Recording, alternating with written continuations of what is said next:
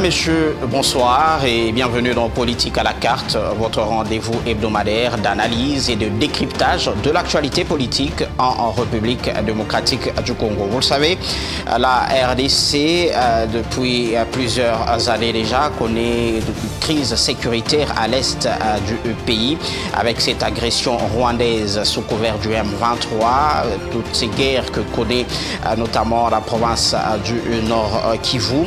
Aujourd'hui, dans Politique à la carte, nous allons parler de cette trêve qui a été négociée et obtenue par les États-Unis et l'Amérique. La Maison-Blanche a donc annoncé cette trêve de 2 semaines entre les forces armées de la République démocratique du Congo et les rebelles du M23.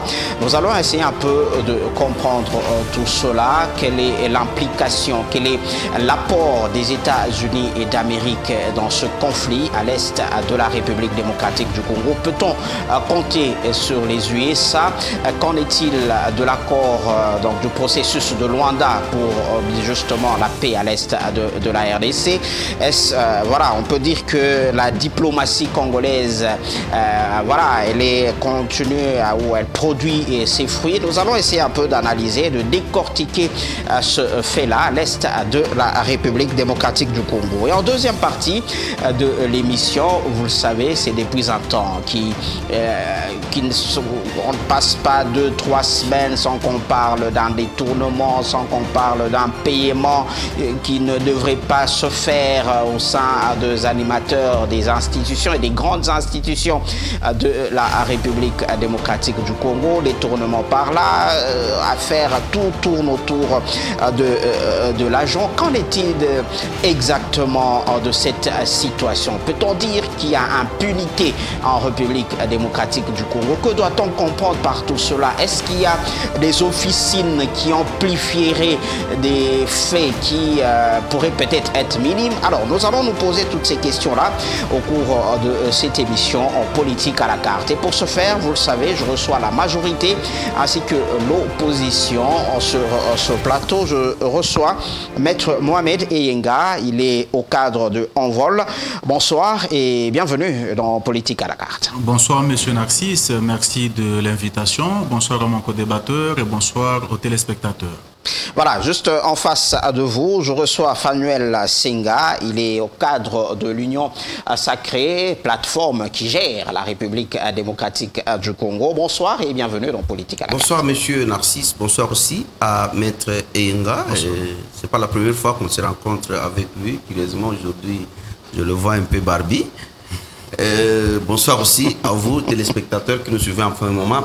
Nous sommes là pour parler République. Merci pour l'invitation.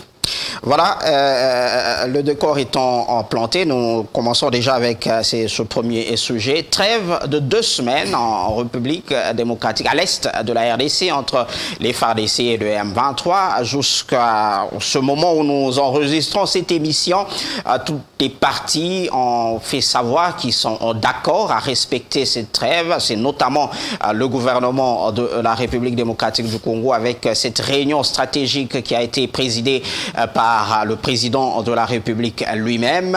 Le ministre de la Communication et Médias, Patrick Mouyaya, a bien expliqué que la RDC est favorable à cette trêve de 2 semaines pour permettre bien sûr le retour volontaire des déplacés, mais aussi que les ONG humanitaires, toutes ces structures humanitaires puissent atteindre ces Congolais qui sont victimes de ces affres de la guerre. Je commence avec vous, Fanuel Senga.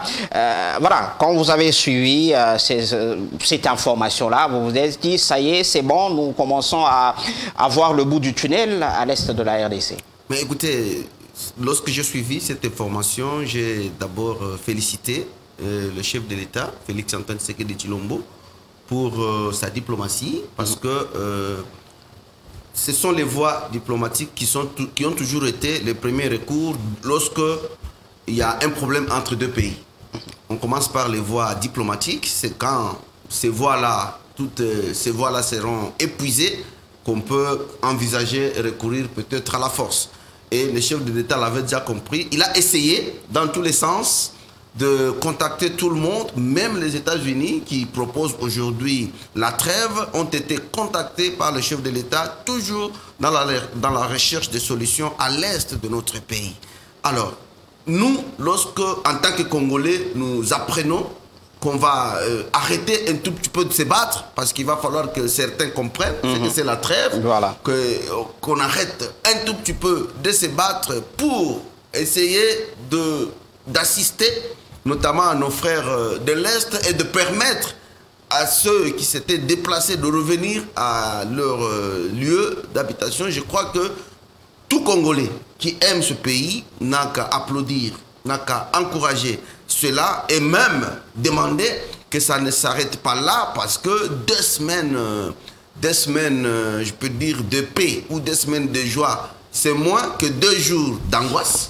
Donc il va falloir que même cette trêve-là puisse profiter à tout le monde, notamment à tous les Congolais et surtout à notre gouvernement, de comprendre qu'il faut déjà essayer de prolonger ça. Pour que, pourquoi pas, arriver jusqu'à mettre un terme à cette insécurité qui du reste a déjà totalisé, je crois, plus de 3 décennies.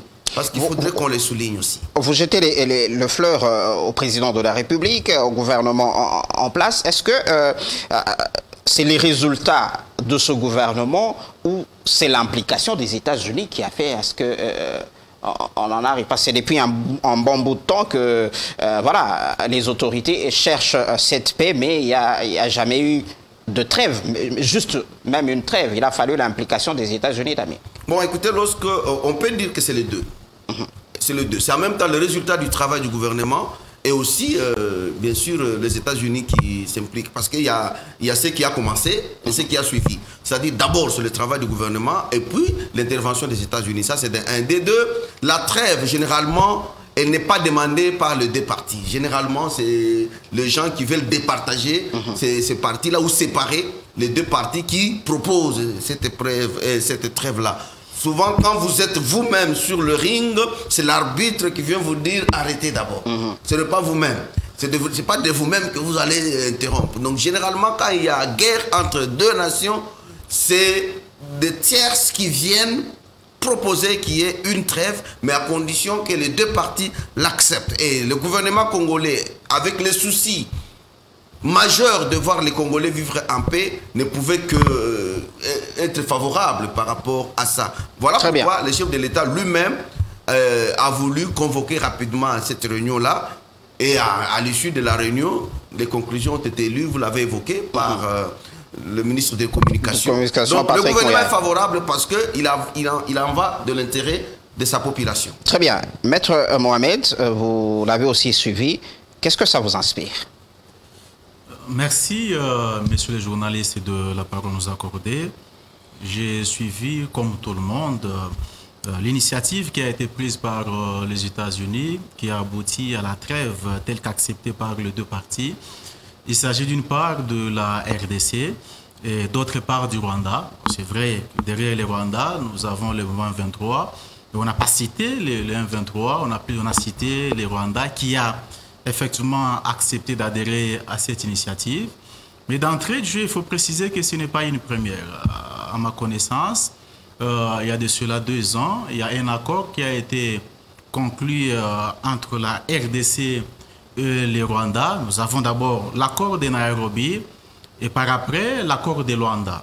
Et ces 2 accords prévoyaient notamment la cessation des hostilités. D'ailleurs, on ne parle même pas d'une trêve déterminée comme on vient de le faire par les États-Unis.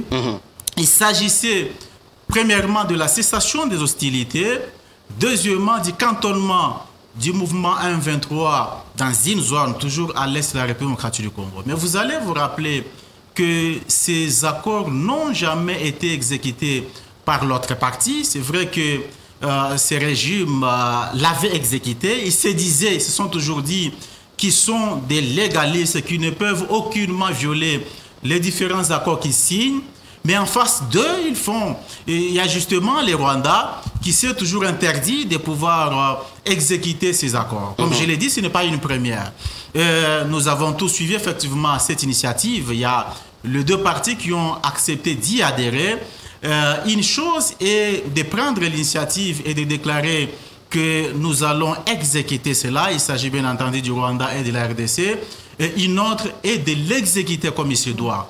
Je sais bien que le régime, bien que l'autre partie, peut-être qu'elle va s'interdire de l'exécuter, mais du côté de Kinshasa, ils se diront qu'ils sont des légalistes. Ils vont certainement respecter l'exécuter à la lettre. Ça, c'est de 1. De 2.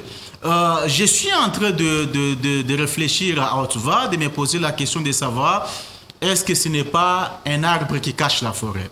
C'est-à-dire? Qu'est-ce que cela veut dire? Quand on décrète cette trêve, mais qui est en position de force et qui est en position de faiblesse? Mon co-débatteur vous a laissé entendre qu'il s'agit de résultats de la prétendue diplomatie agissant de M. Tshisekedi, qui a fait à ce qu'on aboutisse à cette trêve de 2 semaines. Mais qui est en position de force? Mais toute personne raisonnable vous dira que c'est le mouvement 1-23, donc les Rwandais qui est en position de force. Pourquoi? Parce que vous avez certainement lu dernièrement le rapport des Nations Unies, des experts des Nations Unies, qui ont déclaré, je cite, qu'il y a plus de 4000 militaires rwandais qui sont sur le sol congolais. Je dis bien 4000 militaires rwandais. En deuxième lieu, c'est les Rwandais qui continuent à gagner du terrain. Pas plus tard qu'avant-hier, il y a de cela 2 ou 3 jours, les Rwandais a conquis Kanyabayonga. Et donc, sur terrain, ce n'est pas la RDC qui est en position de force, c'est plutôt les Rwandais qui sont en position de force, qui continuent à gagner du terrain, qui continuent à piller nos ressources. C'est pas justement avantageux pour voilà, calmer les choses, mettre une pause et... J'y arrive parce que je vous ai dit que c'est les Rwandais qui sont en position de force, je dois quand même motiver. Alors, j'ai bien dit que c'est un arbre qui cache la forêt parce que on vous dit que c'est une trêve de 2 semaines qui va permettre à ce que les déplacés rentrent dans leurs zones respectives. Il y a possibilité, effectivement, que les Rwandais en profitent pour infiltrer au sein de ces déplacés des sujets rwandais qui vont rentrer pour peupler toutes ces zones qui sont actuellement dirigées par le mouvement 23 ou par les Rwandais, de sorte que quand les hostilités vont reprendre, le FARDC auront du mal à s'attaquer efficacement aux Rwandais. Pourquoi? Parce qu'ils se diront qu'il y a la population civile, on risque de créer une boucherie humaine et en ce moment-là, la communauté internationale va intervenir. Ça, il y a aussi un autre aspect très important. Cette trêve va certainement permettre aux Rwandais de se réorganiser, de pouvoir équiper efficacement ces zones qui sont actuellement occupées par eux, non seulement l'équipement, mais également trop. C'est pour cette raison que je vous dis que si nous ne sommes pas très bien organisés, nous la RDC, nous ne sommes pas vigilants, cette trêve va beaucoup plus profiter aux Rwandais plutôt qu'à la République démocratique du Congo. Mais quand vous dites ça, ils auront peut-être le temps de se réorganiser. Ce même temps est aussi un parti à la RDC qui pourra aussi avoir le même temps de se réorganiser, de replanifier, voilà. Écoutez, nous avons beaucoup... Pourquoi une sorte de peur de l'autre alors qu'on pourra avoir le même timing pour faire la même chose que... Non, nous avons tout à fait le droit d'avoir peur par rapport à ce qui se passe sur le terrain. Parce que comme je viens de le dire, la guerre ne se passe pas au Rwanda. La guerre sévit en République démocratique du Congo, où les Rwandais gagnent du terrain chaque jour qui passe. C'est pour autant dire que les Rwandais sont beaucoup plus organisés que nous autres. C'est pour cette raison que chaque jour qui passe, les Rwandais s'organisent, les Rwandais continuent à envoyer des militaires sur notre sol, et les Rwandais continuent à gagner du terrain. Très bien. Je vais avoir la réaction, votre réaction, enfin, par rapport à tout ce qui vient d'être... Bon, écoutez, je crois que ici, je ne suis pas contre tout ce que Maître a dit, tout simplement parce que je sens que dans ce dire, c'est un Congolais, c'est un Congolais qui parle, parce que lorsque nous faisons la politique, il doit y avoir des questions qui nous divisent et des questions qui nous unissent. Ici, nous parlons de la République démocratique du Congo. Je crois que tout ce qu'il a évoqué là-bas, je peux appeler ça la puce à l'oreille du gouvernement. Je ne le prends pas comme ça, parce que ça vient de la bouche d'un opposant. Non, je prends ça plutôt comme une puce qui peut sortir du banc d'un opposant. Justement, comme une puce qu'on doit mettre dans l'oreille de tous les Congolais d'abord en général et du gouvernement en particulier, pour comprendre qu'attention, ce temps-là qu'on vient de demander, ce n'est pas un temps de dormir sur ses lauriers. C'est un temps justement de revoir peut-être des techniques, parce que nous venions de perdre quelques localités, et lorsque nous perdons quelques localités, et puis après il y a trêve, je crois que cette trêve-là doit nous permettre justement de revoir nos calculs, de revoir nos stratégies, de revoir nos tactiques, pour nous permettre à ce que, même s'il faut que ça reprenne avec une autre ampleur. Parce que il vous souviendra quand même que lorsque les M23 commençaient, les M23 allaient dans une vitesse de croisière. Les M23 avaient même pris Goma, avant Félix Tshisekedi. Les M23 avaient même pris Goma. Mais aujourd'hui, je crois qu'ils ont tenté plusieurs fois, même leur façon d'avancer n'est pas très rapide comme à l'époque. Donc quelque part, le gouvernement n'est pas faible, les forces armées de la République démocratique du Congo ne sont pas faibles, il y a un travail qu'ils sont en train de faire, c'est pourquoi vous allez voir que même leur avancée n'est pas fulgurante. Et puis, ensuite, n'oublions pas aussi que le Rwanda était quand même, après Israël, la prunelle des yeux des États-Unis. Ça aussi, nous ne pouvons pas l'oublier.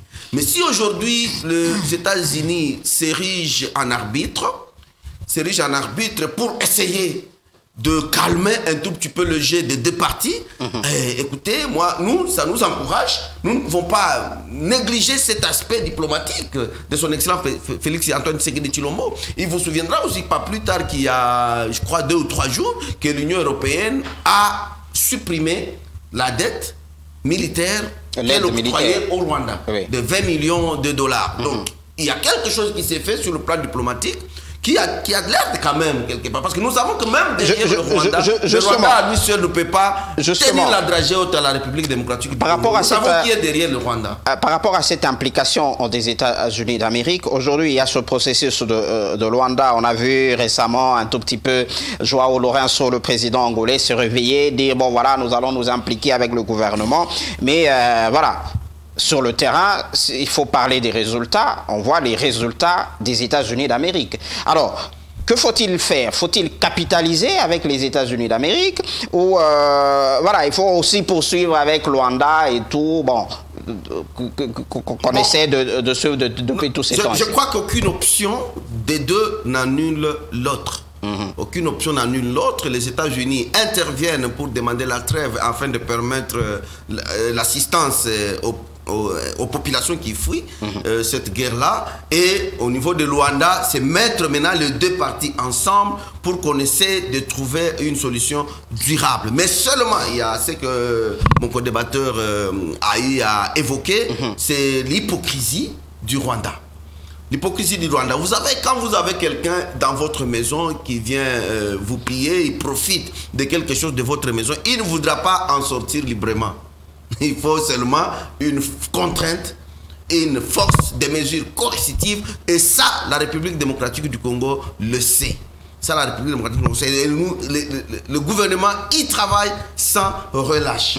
Il vous souviendra que déjà, le chef de l'État avait eu à tenir même un conseil de sécurité de haut niveau, avec tous ceux qui sont impliqués dans la sécurité de notre pays. Donc, allez-y comprendre déjà que et les FARDC et le gouvernement en général, ils sont là pour se battre. Ils sont là pour se battre. Mais ce temps ici, si c'est respecté, ça doit être un temps de réorganisation pour la République démocratique du Congo, parce que nous savons qui est derrière le Rwanda. Très bien.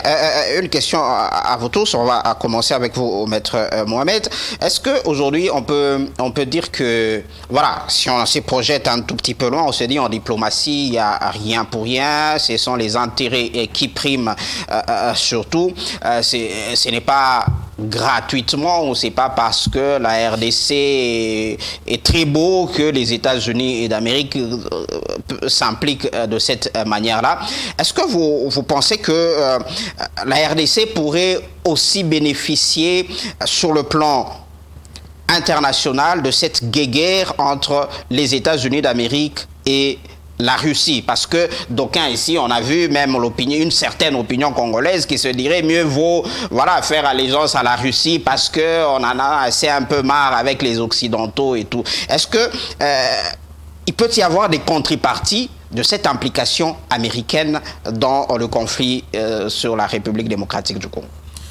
Bon, écoutez, pour qu'il puisse y avoir de retombées par rapport au conflit américano-russe, il faudrait que nos gouvernements soient à même d'identifier les vrais alliés de la République démocratique du Congo. Parce qu'on a comme l'impression qu'on entretient la confusion.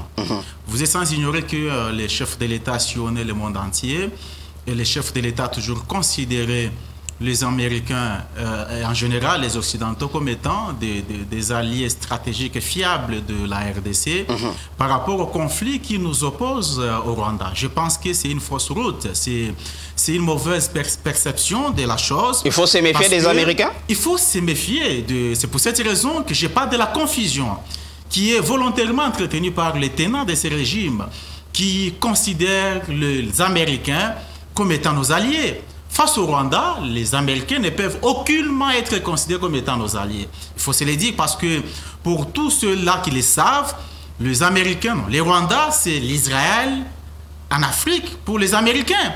C'est-à-dire, pour les Américains, la question du Rwanda, c'est une question de vie ou de mort. Et donc, mais considérer les Américains comme étant ses alliés par rapport au conflit qui nous oppose au Rwanda, comme je l'ai dit, c'est une fausse route. Ça, c'est un de deux. Est-ce que vous pensez que nous avons affaire aux dirigeants qui sont à même de prendre des décisions conséquentes, notamment en s'alliant à la Russie? Moi, je ne vois pas quelqu'un dans ces régimes qui va prendre ces risques. Donc, je ne vois pas déjà qu'eux-mêmes disent que les Américains sont nos alliés. Il faut comprendre ici que, en réalité, le Rwanda, c'est un État commissionnaire. En réalité, j'ai aimé ce qu'a dit mon co-débatteur. Les Rwandais ne peuvent pas tenir face à la République démocratique du Congo. Mais il faut voir qui sont derrière les Rwandais. Il y a tous ces Américains, il y a des Français, il y a des Portugais, donc en général, les Occidentaux. C'est pour cette raison que M. Kagame est arrogant, il peut se permettre de docter n'importe qui, sachant très bien que derrière lui, il y a les Américains. Mais je dois quand même me permettre d'apprécier. Avant d'apprécier, ici, il faut préciser ça n'arrive pas tous les jours. L'initiative, on doit éviter de croire naïvement à l'initiative américaine. Parce que d'entrée de jeu ou dans le préambule de cette émission, je vous ai dit que cette initiative, cette trêve, c'est un arbre qui cache la forêt. Pourquoi? Parce que déjà au niveau international, il y a des faits qui ont poussé l'administration américaine à prendre cette initiative. Premièrement, là j'apprécie quand même, comme je l'ai dit, une timide avancée diplomatique du régime Tshisekedi. Non mais pourquoi ne pas tout simplement apprécier? J'ai apprécié, j'ai bien dit que j'apprécie une timide. Pourquoi timide? Parce que moi en tant que Congolais, je voudrais bien que nous ayons affaire à une véritable diplomatie agissante. Pas une diplomatie agissante telle qu'alléguée à la longueur des journées. Une diplomatie agissante où la voix de la République démocratique du Congo est soutenue véritablement par les autres nations. J'ai parlé d'une timide parce que j'ai aimé ce qui s'est passé au niveau de l'Union européenne où nous avons vu la Belgique s'imposer justement et faire valoir sa voix en disant qu'on doit arrêter ou suspendre, mieux geler les financements de 20 millions de dollars en faveur du Rwanda. En disant que nous devons faire la différence entre ce que le Rwanda fait à l'est de la République démocratique du Congo et ce que le Rwanda fait au niveau de Mozambique. Parce qu'au niveau de la Mozambique, c'est juste la sécurisation des intérêts du multinational européen. Et pour ne pas la citer, c'est Total, justement. Les intérêts de Total au niveau de Mozambique, ce qui n'a rien à voir avec toutes les atrocités, tous ces crimes et les génocides qui est exécutés par M. Paul Kagame à l'est de la République démocratique du Congo. C'est pour cette raison que j'ai parlé effectivement d'une timide avancée diplomatique. Mon souhait le plus constant en tant que Congolais est que notre diplomatie puisse franchir les véritables étapes et que nous ayons à faire effectivement la véritable diplomatie agissante. Ça, c'est le premier fait. Très bien, rapidement. Le deuxième fait, au niveau international, vous êtes sans ignorer qu'il y a eu des élections en Grande-Bretagne et le nouveau Premier ministre qui est arrivé a carrément annulé la déportation de réfugiés parce qu'il y avait un accord signé entre le Rwanda et la Grande-Bretagne qui prévoyait l'envoi de tous les réfugiés les migrants.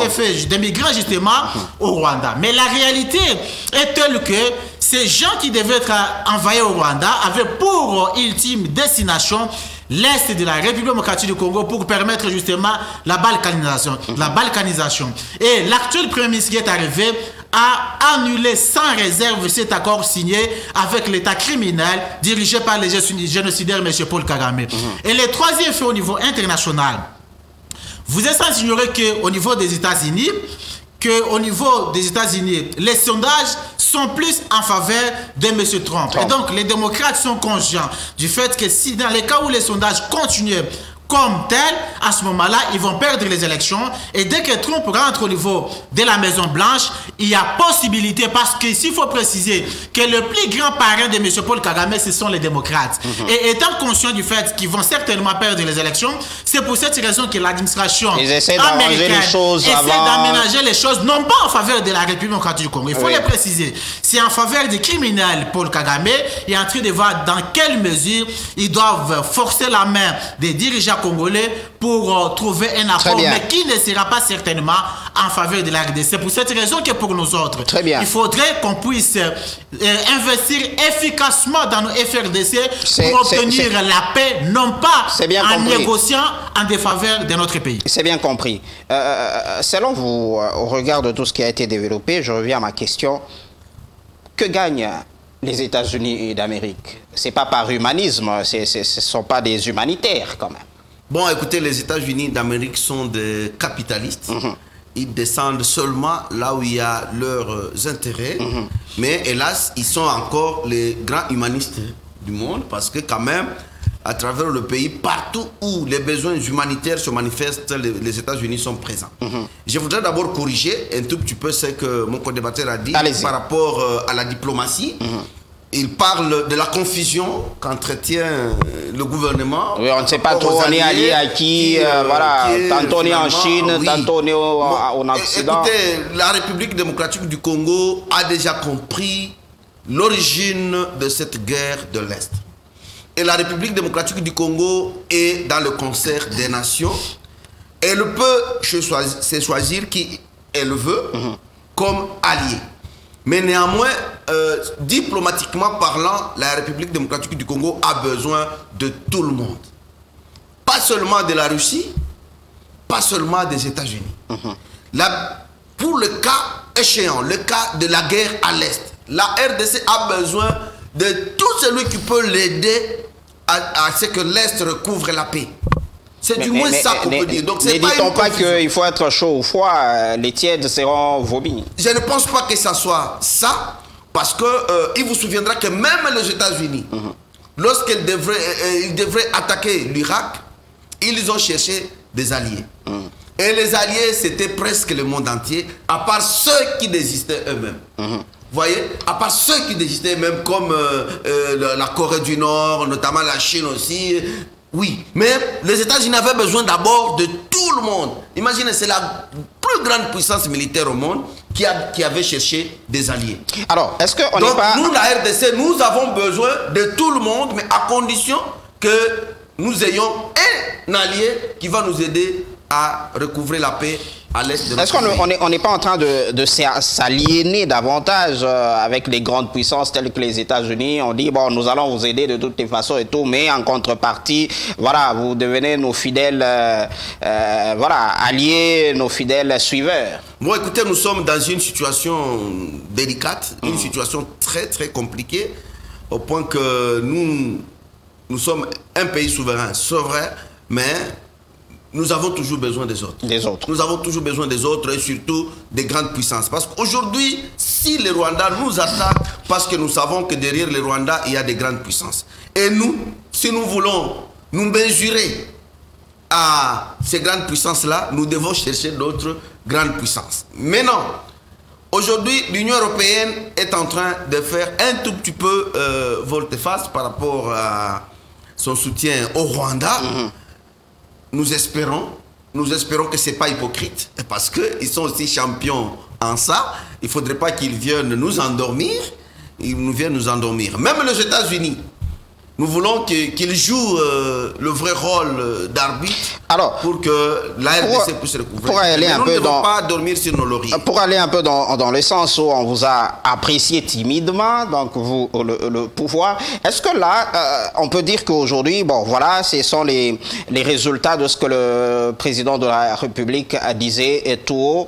Voilà, s'il faut négocier avec nous, les propriétaires des matières premières, que passer par un commissionnaire qui est le Rwanda. Donc venez dire, est-ce qu'on peut dire que ça commence à se concrétiser un tout petit peu? Ok, bon, je ne dirais pas ça, mais je vais réfléchir en tant que Congolais. Personnellement, moi je me dis, même moi, à la place du président de la République, j'agirais de même.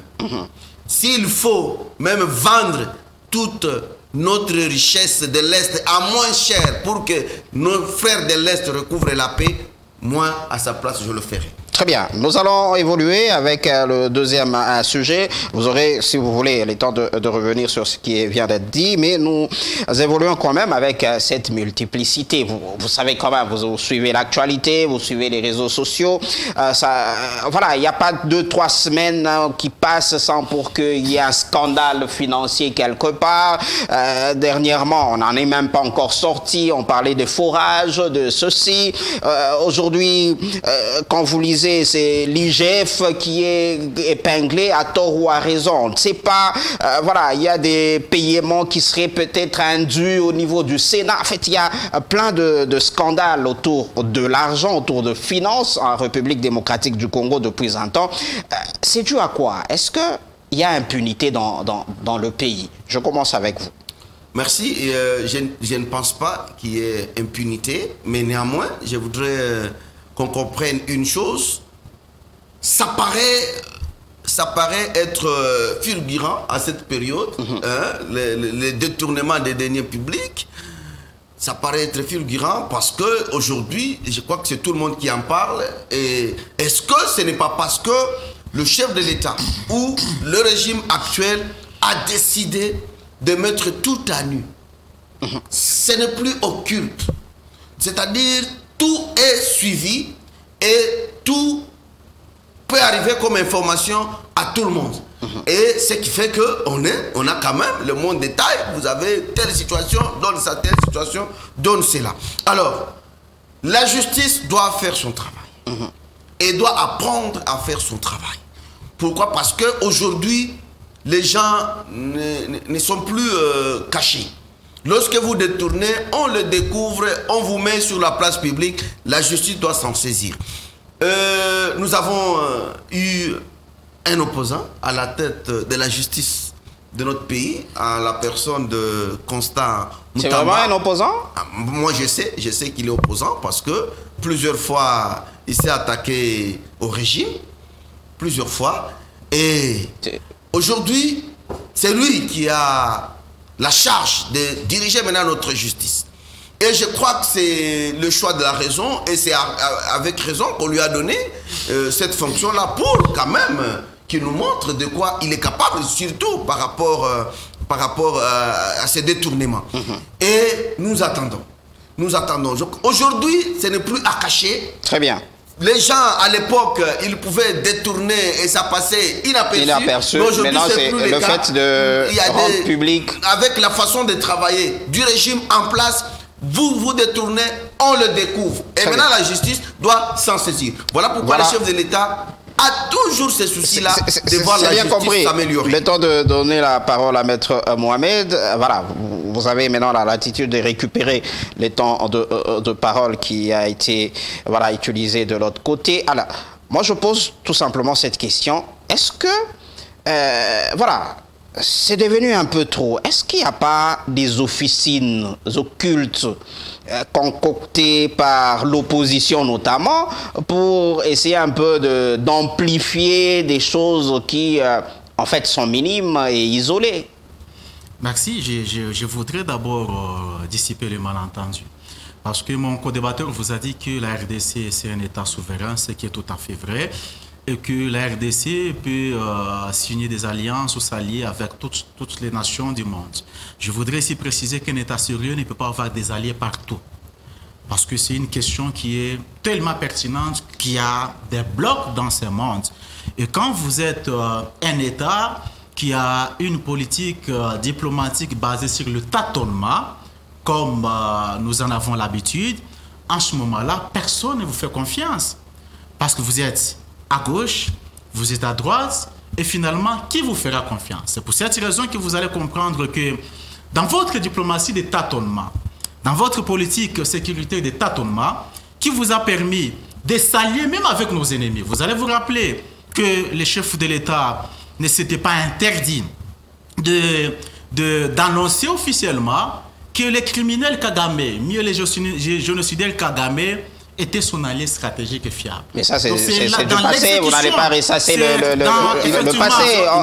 Il n'a pas été le seul dans ce pays à arranger les relations diplomatiques avec le Rwanda. Dans l'exécution, effectivement, de votre politique diplomatique de tâtonnement, que vous ne savez pas identifier nos vrais alliés stratégiques. Je vais aussi vous rappeler... Rapidement, on doit évoluer. Vous considérez l'Ouganda comme étant notre allié stratégique parce que, pour votre rappel, l'armée ougandaise est toujours sur le sol congolais, pendant qu'il y a eu des rapports, même des experts des Nations Unies, qui ont déclaré qu'il n'y a pas que les Rwandais qui agressent la RDC. L'Ouganda également, l'Ouganda soutient le mouvement 23, et même les Rwandais, l'armée ougandaise, voulait dire, qui avait permis au mouvement 23 d'accéder sur le sol congolais à travers Bunagana et de défenestrer les FARDC. Mais malheureusement, dans votre politique de tâtonnement, vous êtes incapable de déloger. Donc vous ne savez pas pourquoi l'Ouganda a été utilisé. De déloger ces militaires ougandais qui avaient permis les M23 à entrer chez nous, qui sont toujours sur le sol congolais. Très bien. Je vais maintenant répondre parce que j'ai entendu mon co-débatteur dire que nous avons un opposant qui est au ministère de la Justice. Je voudrais ici vous rappeler que nous avons dans ces pays la loi sur l'opposition politique et qui définit l'opposition politique. Et selon l'article 2, alinéa 1er de cette loi, l'opposition politique peut être entendue comme étant les partis politiques ou les regroupements des partis politiques de l'opposition qui ne participent pas dans l'exécutif. C'est celle-là la définition de l'opposition politique en RDC. Donc, tout parti politique qui participe dans l'exécutif, conformément à la loi, ces partis ne peuvent aucunement être considérés comme étant un parti de l'opposition. Donc, mettez-vous la cohabitation. Je réponds maintenant. Vous mettez-vous la cohabitation. Non, mais moi, je parle de la loi. Je ne viens pas raconter des histoires ici. Moi, je parle de la loi qui régit. À ma connaissance, une véritable politique est censée être régie par les lois du pays. Je comprends pourquoi vous permettez à longueur de journée de fouler au pied la loi, la constitution de la République démocratique du Congo, elle est différente de la loi. Simplement parce que pour vous, nous parlons politique, nous faisons politique. Je réponds maintenant à votre question. Par la cohabitation, qu'est-ce que vous comprenez par le gouvernement? Je la parole, s'il vous plaît. À ma connaissance, ce n'est pas vous qui avez la police de débat. Laissez les journalistes. Allez-y. Je réponds maintenant à votre question. Parce que nous parlons de tous ces scandales en répétition, je voudrais ici préciser que nous avons comme l'impression que l'autosatisfaction est érigée en grille d'évaluation du régime en place, qui sont les seuls à voir ce que tout le monde ne va pas et à ne pas percevoir ce que va tout le monde. Qu'est-ce que tout le monde va par rapport à ces régimes en place? Ça fait 6 ans qu'ils sont là. C'est que les régimes Tshisekedi se distinguent effectivement dans des scandales à répétition. C'est que ce régime est composé de gens qui sont les mauvais élèves à l'école de la bonne gouvernance. Vous allez vous rappeler que c'est d'abord le chef de l'État lui-même qui avait d'une certaine mesure légalisé la rétrocommission, qui s'était permis de défendre son ami et allié M. Kamere à l'étranger en disant que non, comprenez, si chez vous ici la rétrocommission un frais infractionnel, chez nous c'est normal. C'est le chef de l'État lui-même qui s'était permis de le faire. Mais maintenant dans le vécu quotidien... Mais il faut rappeler que le Vital Kamerhe a été blanchi par la justice. Ce n'est pas par rapport au dossier de 15 millions. Des faits historiques. Le chef de l'État l'avait sérieusement défendu par rapport au dossier de 15 millions en disant que chez nous ce n'est pas un fait infractionnel. Il n'avait pas dit que son allié n'avait pas perçu l'argent. Il avait dit que non, comprenez, si chez vous en Occident c'est infractionnel, mais chez nous c'est normal. Je veux aussi, parce que nous parlons effectivement de ces scandales à répétition. Est-ce que vous n'amplifiez pas un tout petit peu les choses? Je ne peux pas amplifier quelque chose qui s'amplifie d'elle-même. Parce que comme je l'ai dit, la mauvaise gouvernance, on sait la constater partout. Dans tous les programmes gouvernementaux qui sont exécutés. D'abord, un régime sérieux, dans un régime sérieux, on ne peut pas voir que des différents projets ou certains projets sont confiés à la présidence de la République, exécutés par les membres de la présidence et c'est eux-mêmes au niveau de la présidence qui se permettent de s'auto-évaluer. En ce moment-là, étant donné que conformément à notre constitution, le président est irresponsable devant le Parlement, vous allez comprendre que les parlementaires auront du mal à pouvoir contrôler ce qui s'est fait. Ça a été le cas, notamment avec ce que le chef de l'État considérait arbitrairement comme étant une maladresse. Je parlais de cette escroquerie des rames qui a coûté des millions de dollars parce qu'ils ont perçu plus de 200 millions selon certains rapports des dollars américains. Mais une commission qui a été mise en place au niveau du Parlement, cette commission a fait un rapport en disant que nous sommes incapables de contrôler parce que ces fonds sont gérés au niveau de la présidence de la République. Il y a beaucoup de faits. Les projets 100 jours du chef de l'État où on a décimé des millions de dollars. Les projets Chili Gelou.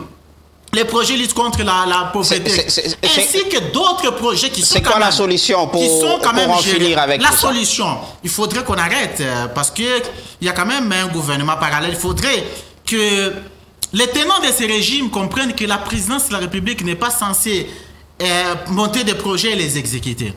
Nous avons un gouvernement qui est là, qui est censé exécuter les projets, et un parlement qui est censé contrôler. Ça, c'est de un. De deux, on doit arrêter si vous voulez, apparemment, de promouvoir l'impunité. Parce que, on vous a dit ici qu'actuellement, quand il y a des scandales, c'est tout le monde qui est au courant. Oui, tout le monde est au courant. Mais c'est quoi la suite? Très bien. Tous ces scandales qui sont dévalés, mais ces gens sont protégés parce qu'ils ne sont pas sérieusement poursuivis. On va revenir à vous. En tout cas, je n'ai jamais vu un tenant, mis à part M. Kamerhe, Fanuel Senga, s'il vous plaît, maître, on va revenir à vous. Voilà. C'est la publicité parce que c'est public, tous ces détournements et tout. Mais au finish, il a quand même raison. On en fait quoi? Bon, écoutez, il y en a qui sont interpellés, justement. Et même au moment où je vous parle, il y en a qui sont en prison. Il y en a qui sont en prison. Je voudrais... Il y en a aussi qui vont à l'exil, soi-disant malades. Bon, bien sûr, parce que la loi aussi n'interdit pas ça. Lorsque quelqu'un... il y a un besoin, qu'il soit sur le plan humanitaire, dépêché dans un centre approprié pour ses soins, je crois qu'on autorise toujours. La loi n'interdit pas cela. À moins qu'on me dise aujourd'hui que cette loi a été abrogée, qu'on comprenne. Vous avez vu même les opposants être extradés pour les soins, notamment Salomon Idi Kalonda, qui est un opposant, qui a été autorisé. Ils ont aussi bénéficié de cette loi-là. Lui c'était d'abord plus grave que ça. Parce que c'était... C'était pourquoi? C'était l'intégrité. L'intégrité territoriale, l'intégrité du pays. C'était par rapport à la haute sécurité du pays. C'était une haute trahison d'ailleurs. Donc, il a été autorisé de se rendre dans un centre hospitalier approprié. Donc, allez-y comprendre que la loi qui autorise cela existe. Mais néanmoins, ici, à mon avis, c'est que nous devons comprendre et qu'il y a séparation des pouvoirs. Ça aussi, il ne faut pas l'oublier. Vous avez le Parlement, vous avez la justice et vous avez l'exécutif. Lorsque l'exécutif ne veut pas se mêler des affaires de la justice, les Congolais, comme pendant plusieurs décennies, est resté dans cette confusion-là des trois pouvoirs, on veut toujours voir le président de la République s'impliquer même dans la justice. Mais il est magistrat suprême. Il est magistrat suprême. Oui, nous l'appelons comme ça, mais lui, en tant que démocrate, il ne peut pas commencer à donner des injonctions. Il est magistrat suprême parce qu'il a le droit de regard. Il a le droit de regard, mais il doit laisser la justice faire son travail. Il doit laisser le Parlement faire son travail. Donc aujourd'hui, lui-même, le chef de l'État, s'il était impliqué, il n'allait pas chaque fois dire tout haut qu'il faut que notre justice soit améliorée. Donc nous demandons tout simplement à la justice de faire correctement son travail.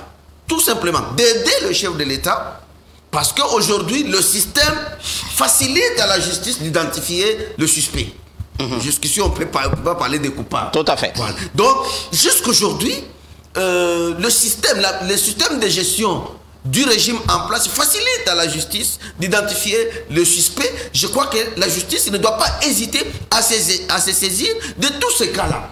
À y prendre des dispositions pour que, en tout cas, et de manière exemplaire, que tous ces gens-là qui seront trouvés coupables soient punis afin que les autres puissent en prendre. Qu'est-ce que vous répondez à ceux qui ont le sentiment de croire que la justice elle est un tout petit peu compréhensive, elle est un peu elle cajole un tout petit peu, bon voilà. Bon, il n'y a pas de condamnés définitifs pour détournement.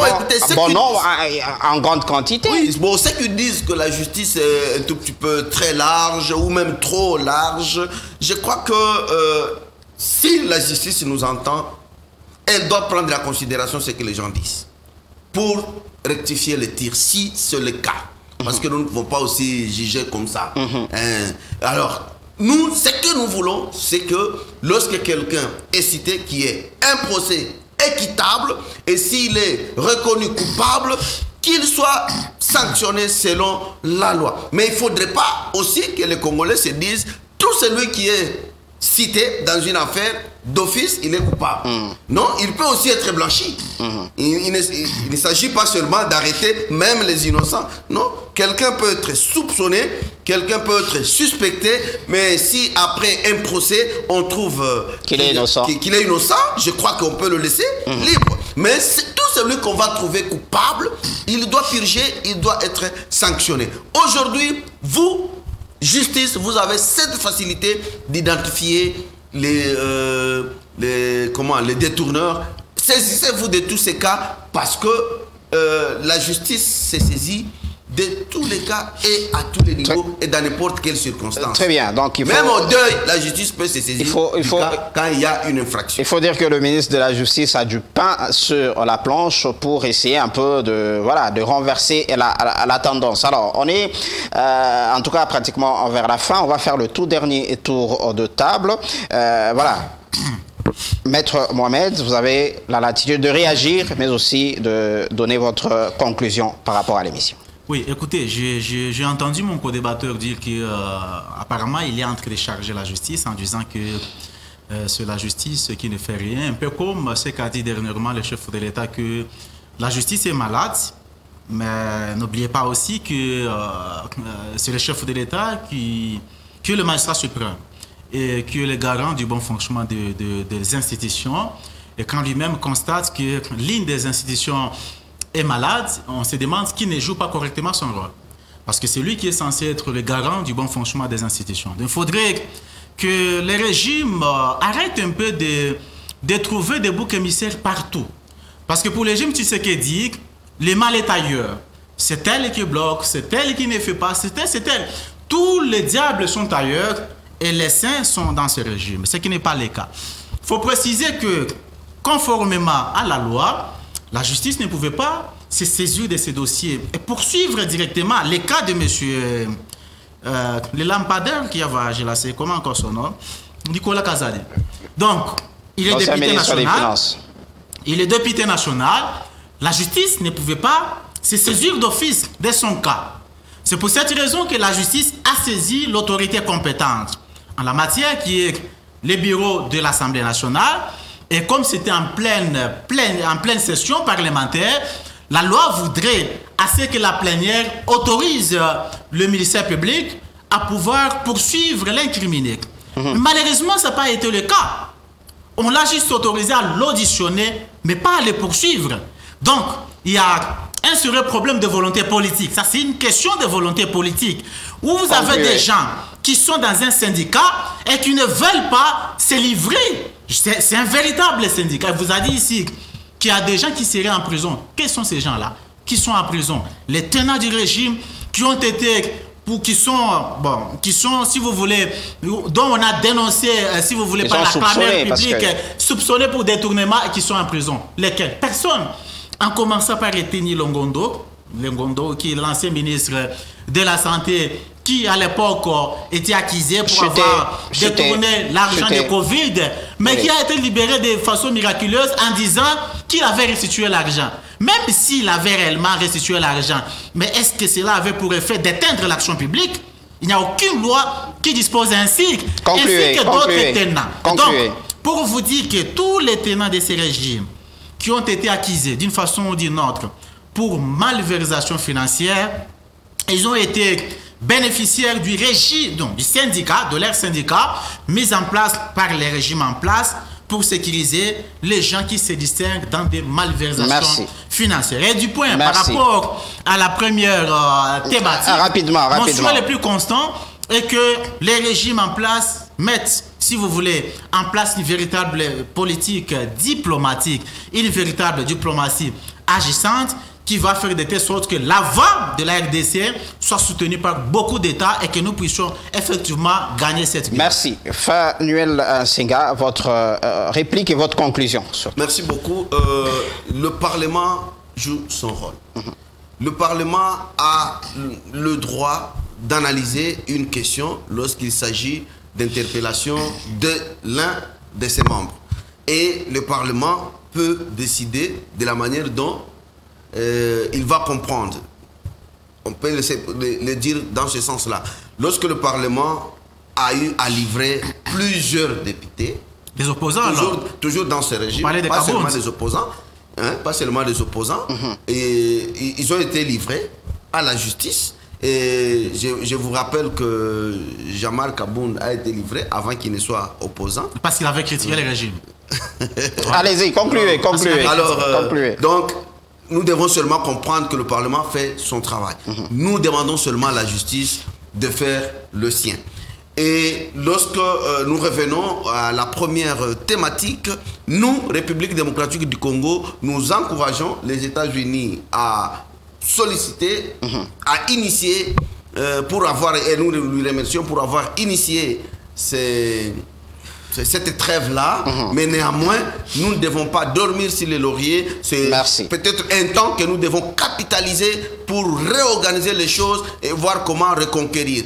Merci. Et j'attire l'attention, permettez que j'attire l'attention encore une fois de notre armée par rapport à l'élément que mon co-débatteur a évoqué. Il ne faudrait pas qu'il y ait une confusion parmi les populations qu'il faut prévenir. Il faut un contrôle rigoureux de voir qui doit rentrer là-bas pour qu'on ne soit pas victime, encore une fois, des infiltrés.